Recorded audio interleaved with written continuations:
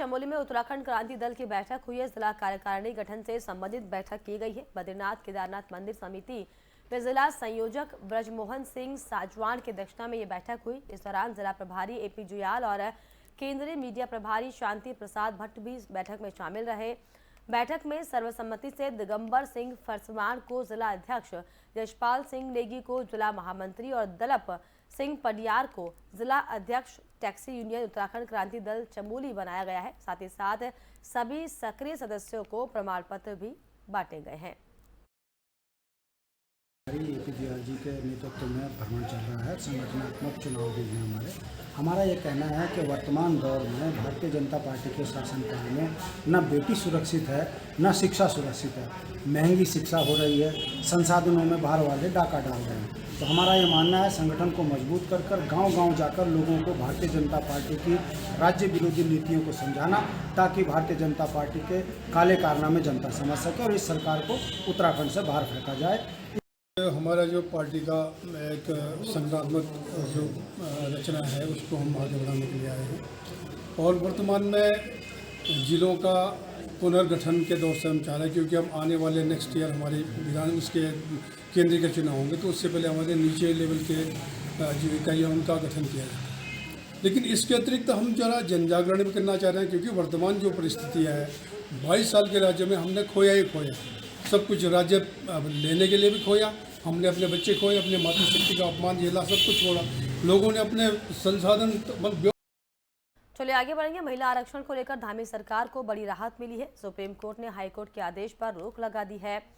राज्य सरकार ने सुप्रीम कोर्ट में हाईकोर्ट के फैसले को दरअसल चुनौती दी थी और अब फैसला आने के बाद सीएम धामी ने इसका स्वागत किया है। सीएम धामी ने कहा कि हमारी सरकार प्रदेश की महिलाओं के हितों की रक्षा के लिए कटिबद्ध है। उन्होंने कहा कि हमने महिला आरक्षण को यथावत बनाए रखने के लिए अध्यादेश लाने की भी पूरी तैयारी कर ली है।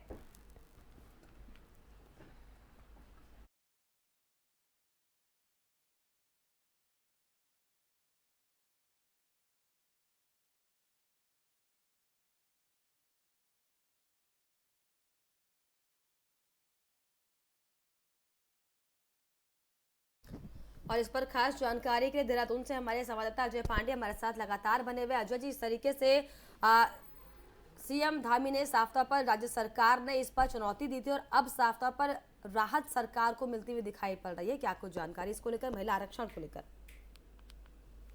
जी हाँ, बिल्कुल। उत्तराखंड सरकार के लिए काफी बड़ी राहत की खबर है कि सुप्रीम कोर्ट ने प्रदेश सरकार के बात को सुना है और उस पर स्टे दिया है। हालांकि हाई कोर्ट ने महिला आरक्षण से संबंधित जो भी कार्य थे उसको प्रतिबंधित कर दिया था, उस पर रोक लगा दी थी। प्रदेश सरकार की ओर से अपनी बात हाई कोर्ट में भी रखी गई थी और प्रदेश सरकार की ओर से अपनी बात अब सुप्रीम कोर्ट में भी रखी जा रही है और इसके तहत सुप्रीम कोर्ट ने उत्तराखंड सरकार को काफी बड़ी राहत दी है। सबसे महत्वपूर्ण बात यह है कि उत्तराखंड में सरकारी नौकरियों में महिलाओं को 30% क्षैतिज आरक्षण देने की बात प्रदेश सरकार की ओर से की गई थी और प्रदेश सरकार की ओर से इस पर आगे कदम भी बढ़ा दिया गया था। लेकिन एक याचिका को सुनते हुए उत्तराखंड हाईकोर्ट ने सरकार के फैसले का विरोध किया था, सरकार के फैसले पर रोक लगा दी थी और अब प्रदेश सरकार की ओर से ये कहा गया था, हालांकि पिछले दिनों मुख्यमंत्री पुष्कर सिंह धामी ने साफ किया था कि वो चाहते हैं कि सुप्रीम कोर्ट में इसकी पैरवी की जाए और बड़े व्यापक स्तर पर इसकी पैरवी की जाएगी और अब सुप्रीम कोर्ट ने इस पर स्टे लगा दिया है, तो जाहिर है कि एक बड़ी राहत महिलाओं के लिए भी है, प्रदेश सरकार के लिए भी है। हालांकि उससे पहले उत्तराखंड कैबिनेट की जब बैठक हुई थी तो उस बैठक में ये तय किया गया था कि अब कोर्ट के फैसले से पहले या कोर्ट में ये याचिका जाने से पहले उत्तराखंड सरकार इस पर अध्यादेश भी ला सकती है। अगर उत्तराखंड सरकार अध्यादेश लाती तो महिलाओं के लिए जो आरक्षण की बात प्रदेश सरकार की ओर से कही जा रही थी वो उसको लागू कर सकती थी प्रदेश सरकार। लेकिन अध्यादेश के बावजूद भी अगर कहीं कोई अड़चन ना आ पाए, बाकी दिक्कतें ना हो, इसको लेकर के प्रदेश सरकार की ओर से काफी मंथन किया गया। यहाँ के जो वकील रहे, जो मुख्यमंत्री हैं पुष्कर सिंह धामी, उन्होंने तमाम लोगों से चर्चा की, कानूनविदों से बातचीत की और उसके बाद इसको एसएलपी को सुप्रीम कोर्ट में दायर किया गया है और सुप्रीम वाकई। कोर्ट ने इस पर सुनवाई करते हुए एक बड़ी राहत दी है प्रदेश सरकार को। यानी कि और सरकार के साथ साथ साफ आने तौर पर वाले महिलाओं दिनों की भी सरकार बड़ी की जीत ओर है। से और ऐसे जाहिर है में कि अपना पक्ष रखा जाएगा। हाँ, पंडित जी, साफ तौर पर ये समझा जाए कि अब अगर महिलाओं की भर्तियां सरकारी नौकरी से लेकर तमाम जगह पर अगर होती हैं तो ऐसे में कोई भी कानूनी दांवपेच उसे नहीं रोक पाएगा।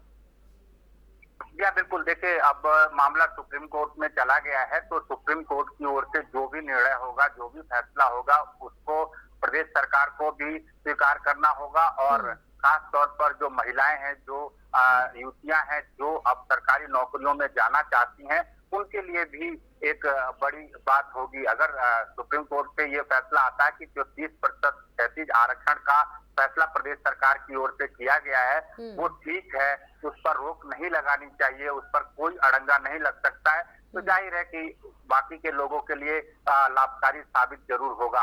अब उसके बाद भी तमाम विकल्प रहते हैं। हालांकि कानूनी दावपेच को लेकर के लोग उस पर विरोध भी करते हैं, एसएलपी भी दायर करते हैं, दोबारा सुनवाई की बात भी करते हैं। लेकिन अब सरकार के पाले में एक तरह से गेंद है, सुप्रीम कोर्ट के पाले में एक तरह से गेंद है और अब सरकार को इस पर बड़े स्तर पर, बृहद तौर पर पैरवी करनी होगी। अपनी ओर से जो साक्ष्य, जो सब बातचीत करना है, जो तर्क रखना है, वो अब कानून के ज्ञाता जो लोग हैं, वकील हैं, वो वहां पर बड़े स्तर पर पैरवी करेंगे, सरकार का पक्ष रखेंगे। हालांकि जो लोग इसका विरोध करते रहे हैं, जो लोग इस पर एसएलपी पहले हाईकोर्ट में दायर जिन्होंने किया है, वो भी इसका विरोध जरूर करेंगे। लेकिन अब कानूनी दावपेच के बाद ही इस पर जो अंतिम फैसला होगा, सुप्रीम कोर्ट का फैसला होगा और उसको सभी को स्वीकार करना होगा। लेकिन फौरी तौर पर हम ये जरूर कह सकते हैं उत्तराखंड सरकार के लिए कि ये राहत की बात है।